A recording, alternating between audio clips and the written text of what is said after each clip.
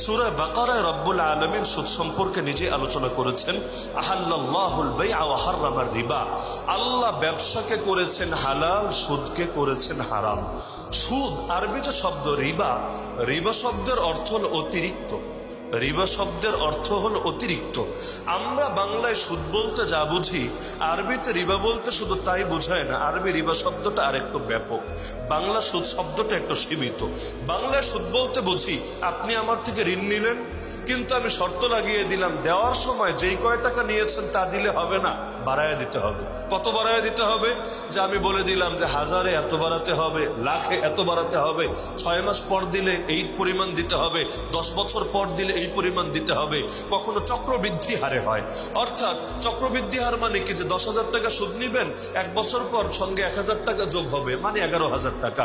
যদি পরিশোধ না করেন, দ্বিতীয় বছর যখন সুদটা বাড়বে, ওই 10,000-এর উপরে বাড়বে না, 11,000-এর উপরে বাড়বে। তো 10,000-এর উপরে বাড়লে বাড়তে 1,000, কিন্তু 11,000-এর উপর যখন বাড়বে, তখন বাড়বে দেখা যাবে পরিমাণটা আরেকটু বেশি।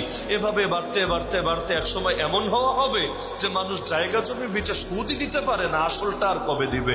তো এখন অতিরিক্ত হলে এই ক্ষেত্রে, ঋণের ক্ষেত্রে আমরা সেটাকে সুদ মনে করি, কিন্তু ইসলামের মধ্যে সুদ শব্দটা আরেকটু ব্যাপক।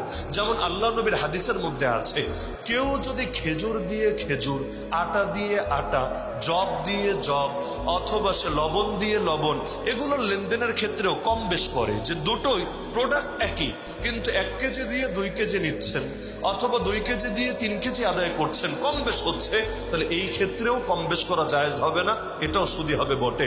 আপনি ঢাকা শহরে যদি ঈদের সময় যান, যে কোনো সময় গেলে দেখবেন নতুন নোট বেচে, মতিঝিলের ওদিকে, গুলিস্তানের ওদিকে বেশি দেখা যায় নতুন নোট বেচে।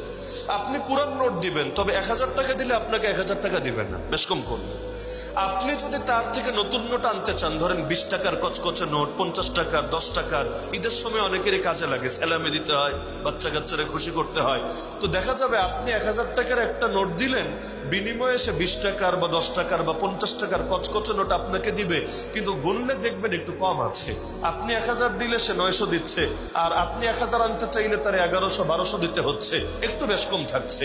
এই লেনদেন বাঙালি অতি সহজে করে, কোনো পাপ মনে করে না, কোনো দোষ মনে করে না।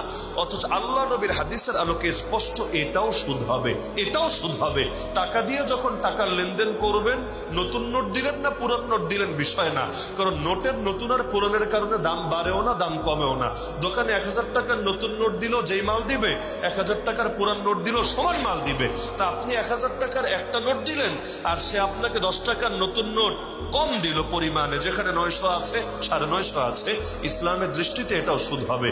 তাহলে সুদ 2 রকম আছে সমাজে, এক হলো ঋণের উপর সুদ, আর আরেক হলো একই জাতীয় জিনিস লেনদেনের সময় নির্দিষ্ট 2টো শর্ত আছে হাদিসে, যদি এগুলোর মধ্যে বেশ কম থাকে তাহলে সেটাও হয় সুদ। সুদের ব্যাপারে আল্লাহ সূরা বাকারায়, একই সূরায় স্পষ্ট জানিয়েছেন, সুদ মানে হলো আল্লাহর বিরুদ্ধে যুদ্ধের ঘোষণা। আল্লাহ নিজে বলছেন, ফাইল্লাম তাফআলু, বান্দা যদি সুদ ছাড়তে না পারো, সুদ ও জাহেলিয়াত। আল্লাহ নবী যে জাহেলিয়াতকে হারিয়ে ইসলামকে বিজয়ী করেছেন, ওই জাহেলিয়াতের মধ্যে খালি মেয়ে হলে জ্যান্ত দাফন করাই ছিল না। ওই জাহেলিয়াতের মধ্যে বাবা মারা গেলে তার স্ত্রী অর্থাৎ সৎ মাকে জোর করে বিয়ে করা, এটাই ছিল না। সেই জাহেলিয়াতের মধ্যে খালি খুনোখুনি, ব্যাপক হত্যাযজ্ঞ, এটাই ছিল না, বরং সেই জাহেলিয়াতের মধ্যেও সুদ ছিল। সেই জাহেলি অর্থনীতির ভিত্তিও সুদ ছিল। এজন্য বিদায় হজের ভাষণে আল্লাহ নবী বলেন, আলা কুল্লু শাইইন মিন উমুরিল জাহিলিয়া মাওদুআন তাহতা কদমাই, জাহেলিয়াতের প্রতিটা বিষয় আমি নবী আমার পায়ের তলায় পিষে ফেললাম। মানে এখন থেকে জাহেলিয়াতের কোনো বিষয় ইসলামী সমাজে আর চলবে না। এরপর নবী ঘোষণা দিলেন যে জাহেলি যুগে যত সুদি লেনদেন ছিল, যে আমার অনেক আত্মীয় পরিজন যে সুদি লেনদেন গুলো করেছিল, সবগুলোকে আমি পায়ের তলায় পিষে ফেললাম। এগুলো ইসলামের মধ্যে কিছুতেই আর প্রযোজ্য হবে না। তো সুদ এমন একটা অভিশাপের নাম, যেই সমাজে সুদ ঢোকে ওই সমাজের অর্থনীতি বরবাদ হতে বাধ্য থাকে। সুদ মানেই হলো ধনী আরো ধনী হবে, গরিব আরো গরিব হবে, সমাজের মধ্যে সাম্য জীবনের প্রতিষ্ঠা হবে না, বৈষম্য ধীরে ধীরে বাড়তেই থাকবে।